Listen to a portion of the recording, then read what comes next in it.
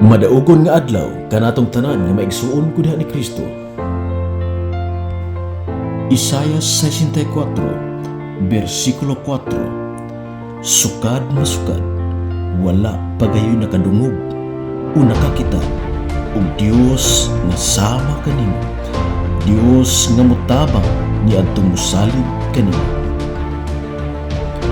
Mga igsuon na isulat sa mga panultihon, kapitulo 3, versikulo 3 ngadto sa 6. Ayaw gayud isalikway ang pagkapuutan o pagkamatinumanon. Ikuwintas kini sa imong liog o isulat sa imong kasingkas. Kung buhaton mo kini, malipay kanimo ang Dios ug ang tawo ug makabaton kag maayong panabot. Salig sa Ginoo sa bungkos mong kasingkas. Ayaw gayud pagsangit sa imong kaalaw. Hinumdum ni siya sa tanan mong buhaton ug tutulan kaniya sa matarong nga dalan. Ug dahipatik sa Isaiah kapitulo 40, versikulo 28 ngadto sa 31.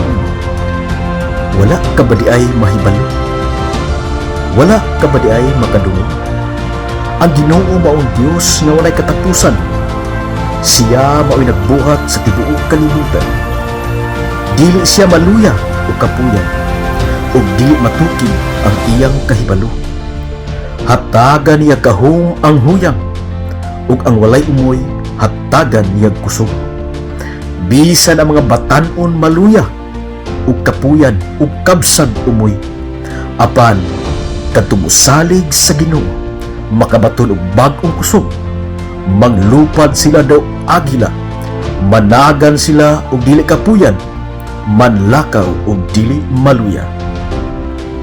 Busa, mga igsuon ko, dayon kamo sa God of Glory Christian Fellowship nga naa mahimutang sa Barangay Buaya, Dakbayan sa Lapu-Lapu.